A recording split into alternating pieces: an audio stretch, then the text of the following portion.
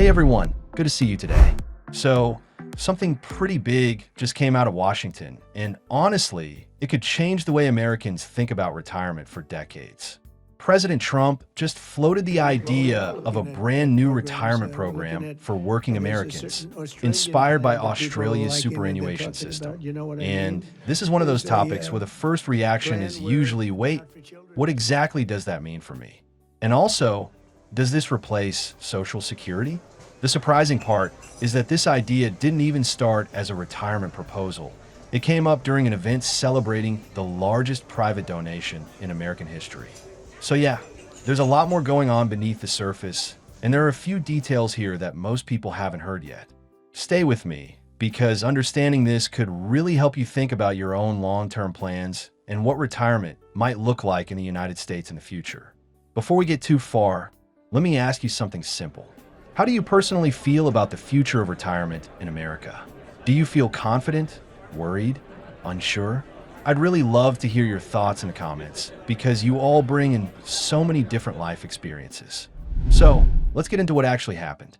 A few days ago, President Trump was on stage at the White House celebrating a $6.25 billion donation from Michael Dell and his wife Susan. This donation is going toward the new Trump accounts for kids. Now, these accounts are meant to give every child in America a small investment nest egg. But what caught everyone off guard was that, during that speech, Trump said the administration is looking very seriously at something else, something much bigger for the entire US workforce.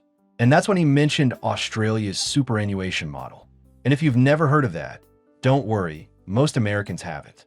You see, Australia's system requires employers to put 12% of a worker's income into a retirement investment fund automatically. Workers can add more if they want, but that 12% contribution grows through the stock market over their whole career. And guess what? That system has grown into one of the largest retirement savings pools in the world. Over 4.3 trillion Australian dollars, which is almost 3 trillion US dollars. And this is from a country with only 26 million people. So when you hear officials like Trump or Treasury Secretary Scott Bessent praise it, or when folks like BlackRock's Larry Fink say Australia has the gold standard, you start to see why this caught attention. Now, the big question everyone's asking is, okay, so is Trump trying to replace Social Security with something like this? And the short answer is no, not right now. But the longer answer is more complicated and honestly, more interesting, because what he's proposing, or at least hinting at, could shift how Americans save for retirement, how employers contribute, and even how we think about personal responsibility versus government responsibility. What's more, this whole conversation started because of the Trump accounts. So let's talk about those for a second. Starting in 2025, children born in the United States gets $1,000 placed into an investment account that grows until they turn 18. They can use it for education, a home, or starting a business. And the Dell's donation adds an extra $250 for 25 million kids in middle-class and lower-income households. Trump said these are basically the first trust funds for every American child. And that philosophy, the idea that early investing leads to greater opportunity later, that's the link to the bigger proposal. So then, when Trump mentioned a plan for working adults, he said, there's a certain Australian plan that people like. And it wasn't subtle. He was referring to superannuation. So you can see the picture forming here.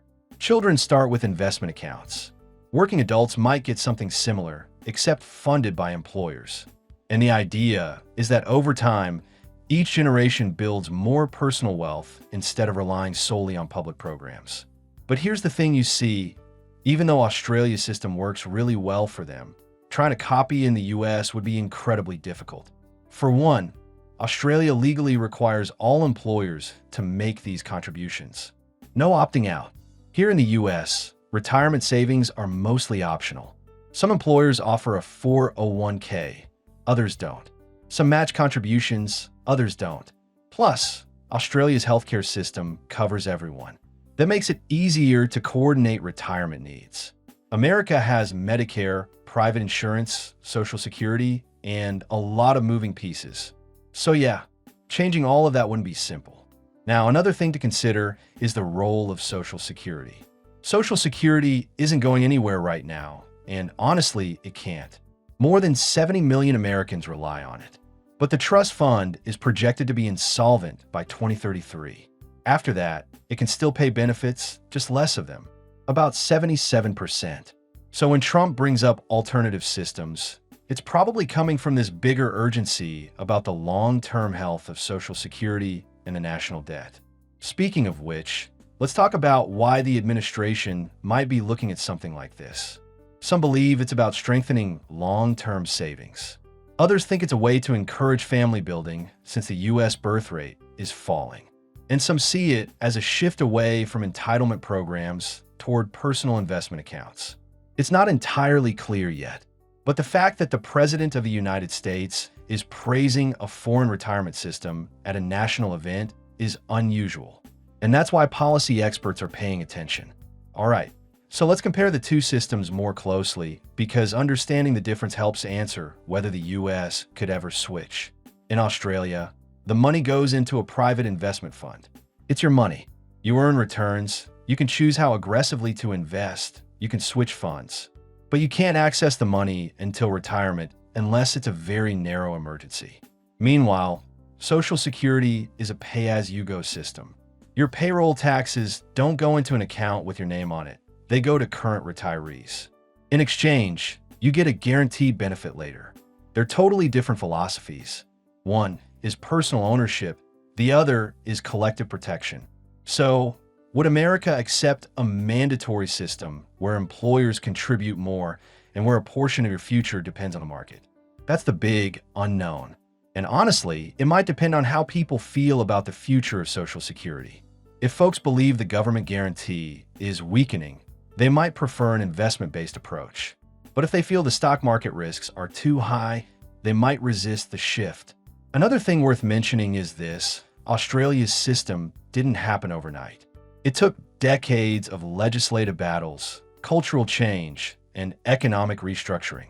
For the US, with all its political gridlock, trying to pass something this big would be a massive lift. Business groups would probably push back hard. Some policymakers would view it as too much government involvement. Others might say it doesn't go far enough. It's complicated from every direction. And also, people worry about volatility. Investment accounts can grow a lot, but they can also drop during market downturns.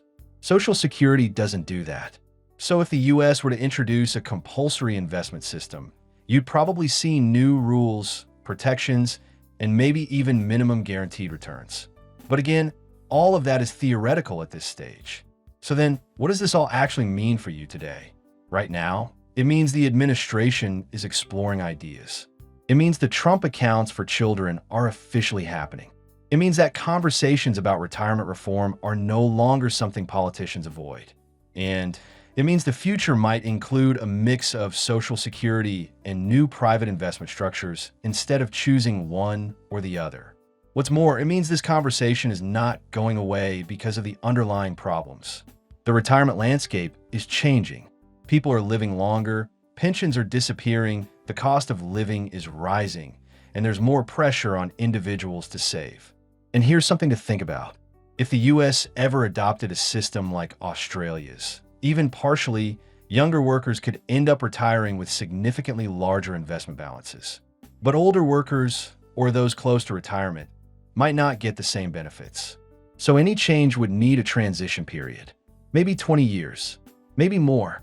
And until then, Social Security would still be the main foundation for retirement. Speaking of which, let's talk about whether Social Security would be replaced. Based on everything said so far, the answer is no. The Trump accounts don't replace anything. A superannuation-style system wouldn't replace Social Security either, at least not anytime soon. Instead, these proposals would act as supplements. And honestly, that might be the smarter path for the US because Social Security serves a purpose that investment accounts simply can't. Some retirees depend on it for nearly all their income. You can't substitute that with a volatile account, especially for people already in their 60s or 70s. Another interesting point is that shifting toward investment-based systems usually requires strong financial education. Australia has built a culture where people understand how their super accounts work, at least at a basic level. Here in the US, a lot of people don't even know how their 401k works or what an index fund is or why fees matter. So if this idea ever moves forward, we need a nationwide education effort. Another thing to consider is this. Examining Australia's success is a way of asking whether the US can reduce financial pressure on the government by shifting more responsibility to the private sector. It's a philosophical question. Should retirement be a shared responsibility between workers, employers, and the government? Or should it remain mostly government-backed? I think that's where this conversation is heading. No matter what happens at the federal level, the financial world is shifting toward more personal savings and earlier investing. Trump's comments just pushed that conversation into the national spotlight. Let me know what you think in the comments. Do you believe the US should move toward a system like Australia's? Or should we strengthen Social Security instead? I'd really love to hear your experiences and your concerns. Thanks for being here today, and I hope this gave you some clarity. Stay safe, stay informed, and I'll see you soon.